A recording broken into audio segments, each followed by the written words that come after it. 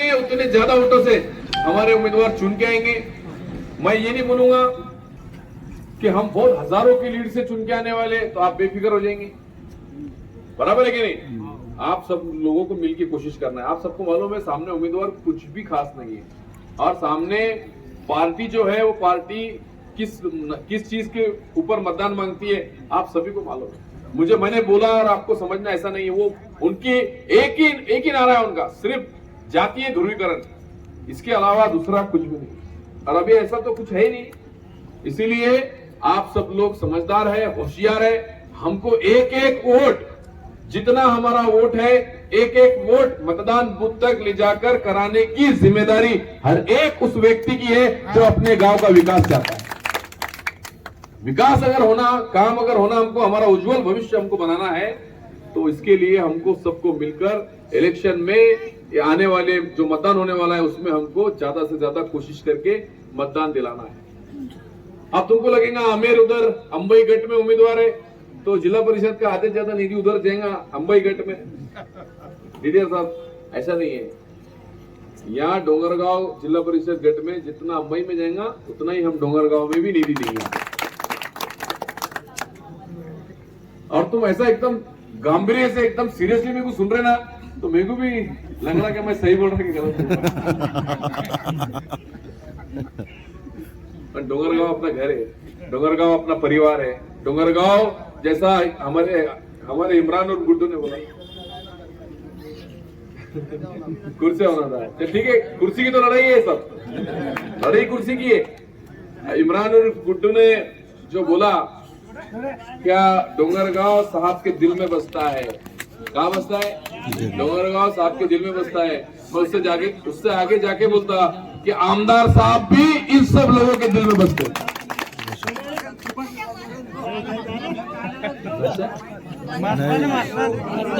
बहुत देर के बाद आया, बहुत जल्दी आया था क्या मालूम? कितने बजे?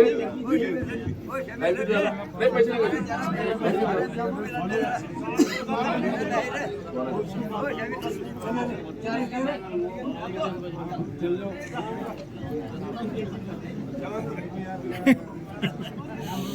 वो साहब बोलते एक डायलॉग, लेकिन वो इनको नहीं जुड़ता। वो भेजा है किसी ने मेरे दोस्त को दूल्हा बनाकर, पर इस पे नहीं जुड़ता। बेचारा अपने आदमी है। हाँ, वो क्या कर सकते हैं, मतदान है उनका भी। फिर नहीं, सबका मतदान है, सबका सम्मान है। देखो, कितना भी बड़ा आदमी रहेगा, कितना भी बड़ा व्यक्ति रहेगा, कितना भी करोड़पति रहेगा, हर एक के मतदान का मूल्य एक ही है। तुम्हारा भी मतदान उतना ही है, मेरा भी मतदान उतना ही है। तुम्हारा मतदान कम है और मेरा मतदान ज्यादा, ऐसा है कि कुछ नहीं। अपने तुलना एक ही होंगी, एक मतदान की एक ही तुलना होने वाली हो। वो चाहे अदानी अंबानी का होगा, टाटा बिरला का होगा, या आपने डोंगरगांव के कोई भी एक गरीब व्यक्ति का होगा, उसका मतदान सरीका है। वो क्यों? डॉक्टर बाबा साहब अम्बेडकर साहब ने जो अपने घटना दी उसकी वजह से। भारत रत्न डॉक्टर बाबा साहब अम्बेडकर साहब ने जो घटना दी, वो घटना में जो मूलभूत अधिकार दिए, पायाभूत अधिकार दिए, उसके कारण तो निजाम भाई उम्मीदवार है। उसी के कारण हमारे गौड़ी साहब उम्मीदवार है, हमारे अन्ना उम्मीदवार है। और उसी के कारण जब साहब हमेशा बोलते हैं, भारत रत्न डॉक्टर बाबा साहब अम्बेडकर की वजह से ही, उनकी घटना की वजह से ही मैं यहाँ का आमदार हूं। ये चीज हमको समझना है, सोचना है कि हमको सबको मिलके लोकशाही जिंदा रखनी है, हमको लोकशाही जिवंत ठेवायची आहे। सर्वांनी मिळून या ठिकाणी आपल्याला जे काम आपले बाकी आहे, सर्व काम आपल्याला मार्गी लावायचे। आता डोंगरगाव फाट्यापासून आपल्याला सिल्लोड, आपल्या डोंगरगाव दहीगाव पर्यंत तोही रस्ता रुंदीकरण करायचा आहे, तो रस्ता कॉन्क्रीटीकरण करायचा आहे। येणाऱ्या काळामध्ये एक्सीडेंट होते ना कभी कभी, थोड़े नहीं होते, जिनिंग आने की वजह से बड़े बड़े गाड़े आते ना, उसकी वजह से तकलीफ होती है। वो भी हमारे ध्यान में है, वो भी विजन, वो भी नियोजन अपना है डीडीआर साहब, कि हम डोंगरगांव फाटे से लेके डोंगरगांव तक और डोंगरगांव से दहीगांव तक, बाद में दहीगांव से हमने उधर सिल्लोड तक वो रास्ता मंजूर कर दिया साहब ने। वो रास्ता हो जा रहा, ये भी रास्ता हम मंजूर करने वाले।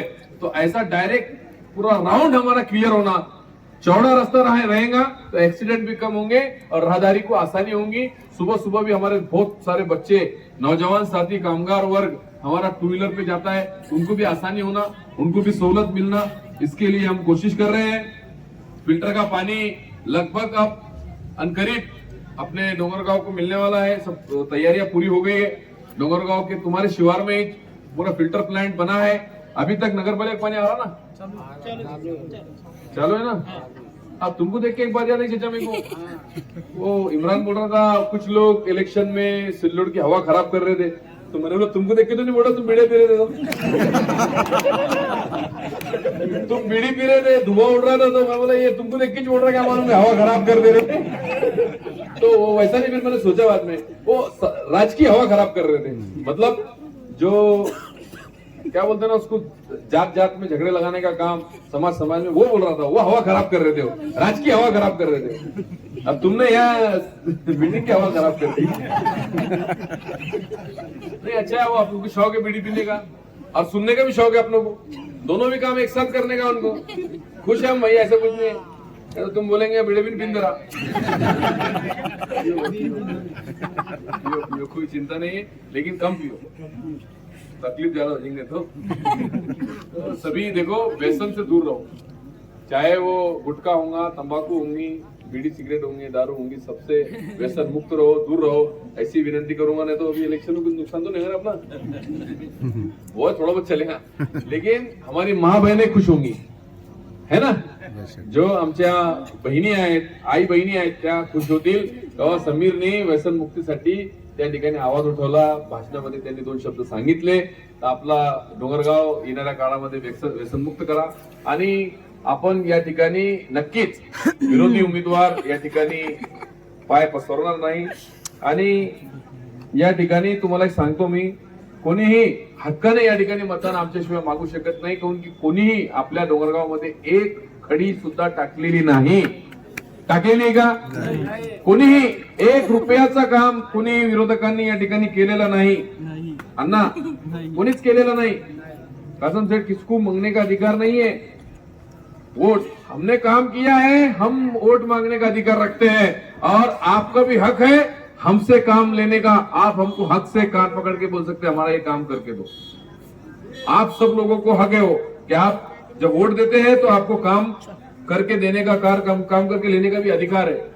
मैं सभी मेरे नौजवान साथियों से, सभी बुजुर्गों से, दोस्तों से सबसे गुजारिश करूंगा, सर्वांना मी विनंती करेल, माझ्या सर्व वयस्कर बांधवांना, सर्व माझ्या तरुण मित्रांना मी विनंती करेल की येणाऱ्या 5 तारखेसाठी सज्ज राहा, दक्ष राहा आणि आपले एक आपल्या हक्काचा वोट धनुष्यबाण शिवसेनेच्या तिन्ही उमेदवाराला कसा मिळेल यासाठी प्रयत्न करा। रात्र वैरायची आहे, झोपू नका, म्हणजे राजकीय झोप घेऊ नका, आपण जागी राहा आणि चांगल्या पद्धतीने आपल्या उमेदवारांना मतदान करून घ्या, जेणेकरून आपला जर जास्तीत जास्त वाटा त्या जिल्हा परिषद मध्ये असला, 11 पैकी 12 पैकी समजा 12 आहे आपले, तिकडचा एक मिळून बनवटीचा 12 पैकी जर आपल्या सोयगावचा 12 पैकी जर 11 जागा आपल्या जर आल्या तर आपली एक मोठी ताकद त्या जिल्हा परिषद मध्ये निर्माण होईल। आज विश्वास आहे मला की आपल्या या संभाजीनगर औरंगाबाद जिल्ह्याच्या जिल्हा परिषद मध्ये 11 पैकी 10 जागा तरी या ठिकाणी आपल्या शिवसेनेचे सिल्लोड सोयगाव मधून निवडून येतील आणि वेळ पडली तो 11चे 11 निवडून येतील आपले, अशी परिस्थिती या ठिकाणी आहे। मी पुऱ्या तालुक्यामध्ये सिल्लोड सोयगाव मध्ये फिरतोय, तर अशी परिस्थिती 11 पैकी 11 येऊ शकते, एखादी हुकून चुकून गेली तर जाईल, पण 11 पैकी 11 या ठिकाणी निवडून येऊ शकता, अशी परिस्थिती आपल्या सिल्लोड सोयगाव विधानसभा क्षेत्रामध्ये आहे। मी परत आपल्याला सर्वांना या ठिकाणी, आपण सर्व या ठिकाणी जमलेले आहेत, मी सर्वांना विनंती करतो, आपण कोण कोण मतदान करणार आहे दोन्ही हात वर करून दाखवा। अरे दोन्ही हात वर करून जर कॅमेरा फिरवा, कोण हात वर नाही गेला जर लक्ष दे, अरे उठा चाचा हात, देखो ध्यान रखो कोण नहीं उठा रहा, काय कैमरा वाला, अरे पीछे रहना तो क्या है रे। सबका बहुत बहुत धन्यवाद।